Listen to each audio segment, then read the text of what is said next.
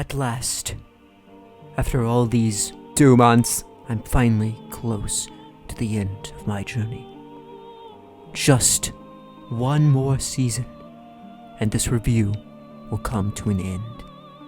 Hello friends, and welcome to my review of Season 5 of Samurai Jack, the final season of the series. It's been a long journey. Well, not that long. Anyway, let's get into it, shall we? In these videos, I start with discussing my favorite episodes. I don't really go in order, but I decided in this video, I'll be discussing the episodes in order this time. So the first episode, since I knew that the series gets darker, I had a feeling that these people were going to get killed. But this moment seemed like a good time to show off our boy Samurai Jack. And then this guy shows up, and I'm like, who the heck is this guy? And then we get the review. It's Samurai Jack. This being the opening to this season was epic, especially knowing that it took over 10 years for it to come out. I'm pretty sure people who grew up with this show was bleeping their pants. And the intro, woohoo, it gave me chills. It made me excited to see how this journey will end. Gotta get back to the past. Samurai Jack. Can I just say, this episode was pretty creepy. I mean, there's a scene of cultists and women giving birth to Aku's babies? There's also these scenes of Jack losing his mind by seeing his people going all Mufasa on him. There's also this bounty hunter who I liked at first, but then he got annoying. This episode made me feel like I was watching a completely different series. I think it's mostly because of how much Jack has changed, because other than it having darker tones than usual, it still has some parts that have the same tone as the other episodes. Ever since Jack lost his sword and Aku destroyed every last portal, he has lost hope in achieving his goal, and he's become a broken man. Also, his fighting style is completely different, and not gonna lie, it's pretty badass. Episode 2 was intense. It reminded me of the episode when Jack fought the minions of Set. Whoever came up with the idea of Jack losing his sword is a genius. It makes these fights way more suspenseful. It was also interesting seeing him talking to his negative thoughts. It really shows how close Jack is from losing all hope and wanting to end his life.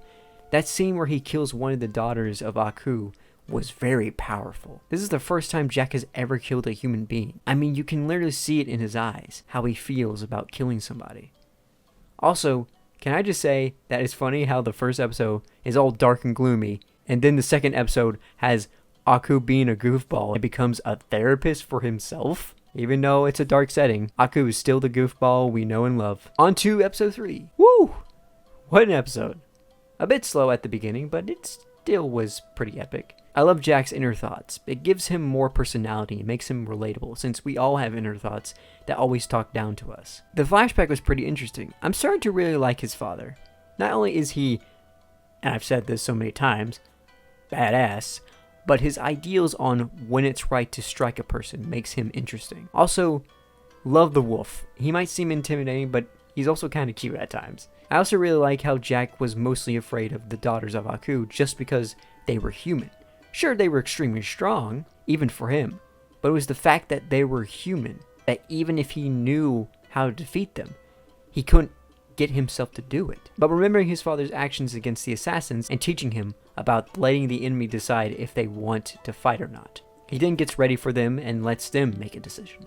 Of course, because of their stubbornness, they were not going to leave him alone, so Jack goes for the kill. And oh my gosh, this fight was sweet. It's so cool to see Jack's abilities from other episodes, so I was hyped to see him use his hidden abilities from episode 1 of season 4. The ending was so funny. I love seeing Ashi saying things like, "I will kill you," and Jack is like, "Bitch, I can literally let go of the chain and you will die." He just had enough. Episode 4 was interesting. Again, I got to respect Jack's patience, because my gosh, Ashi just doesn't give up. She tries every single thing to kill Jack, even if it means killing herself. It's kind of sad actually, since the whole reason she was born was to train to kill Samurai Jack. Her purpose led her to this moment. If I was Jack, I would either leave her to die or just threaten her to not save her from the belly of the beast if she doesn't behave. Also, that scene when Jack jumps on a different monster to get to the exit and he runs out of monsters and goes, We're slowing down. No, please. Faster, faster. And I'm like, Jack, you jump good. Just jump. You can jump good. I thought it was weird that Ashi got brainwashed into thinking Aku was the good guy and Jack was the bad guy, but then I realized she's never been outside before. The episode ends when Ashi is about to finish Jack and she sees this ladybug, which then cuts to a flashback when she saw a ladybug as a child, and here goes, "These frivolous distractions are poisonous for your mission. They are not part of Aku's order." It squishes the bug. She sees Jack as he lets the bug crawl on his hand and arm and let it fly away. She stops what she was about to do. It seems like she's starting to realize that Jack isn't the man she thought he was. Episode 5. The episode where my man, the Scotsman, dies. Kind of. Now, I got spoiled because of a video title that appeared on my recommendation, so I knew this was going to happen. And it was sad until Aku destroyed the moment by saying, Why did he bring up the samurai? Ugh. Aku, you'll always be the best, even though you killed my second favorite character. Even though the Scotsman kind of deserves it. He was literally mocking the Shogun of Sorrow, so he was begging to be killed. Also, his daughters are great in this. The Scotsman making a big deal of what they were wearing was funny. So the Scotsman is now a ghost thanks to his magic sword, so I wonder how that will play out. We cut back to Ashi wanting to know the truth about Aku, and Jack shows her the truth. That Aku isn't the good god she thought he was. He's the reason the world is in chaos. And Ashi asks, "What should we do?" And Jack responds, Nothing. What? What do you mean nothing? We have to do something. I have fought Aku for ages. I've seen countless innocents die. I've lived this nightmare for what seems like an eternity. There is no way to defeat him. There is no hope. This made me feel so bad for him. This guy has been looking to go back to the past for over 50 years, and now his sword is gone, and Aku destroyed all the time portals. You can understand why he's given up hope. Now, I was kind of mixed on this because I'm not a big fan of seeing characters we grew up with that were cool and kick butt to become an old broken man that is depressed. But I think this works. This makes Jack way more interesting and it doesn't really destroy the character, because he still kicks butt and he's still a cool character. They then find out about somebody kidnapping children and they decide to go save them. Ashi gets into a trap while Jack is fighting for his life while trying not to hurt the children. Ashi finds a way to escape the trap and stops the guy's plan, which then kills the children. Jack is devastated, and the mystery samurai he was trying to escape from decides to follow him to wherever they were going. The episode ends with Ashi finding out that the children are okay and yells to Jack that they did it, but then she realizes he's gone. Great episode. I mean, the Scotsman did it. Of course it's a great episode. Episode 6 starts off with Ashi trying to find Jack. It was really cool to see the people he saved in the other episodes, and seeing what has happened to them since then. Also, my man the samurai and Dimango return in the same scene? Yes, please! We find out that the shadowy figure was a ghost of an ancient hero trying to convince Jack that he's a failure and that he should end it all. Ashi then tells him that he saved lives and that he helped her see the truth while the ghost tries to make her shut up. Jack then stops the ghost from attacking and tells her the next thing they need to do: find his sword. I like your hair and dress. Very nostalgic episode. And had Dimango and the samurai in it. So, that's a plus.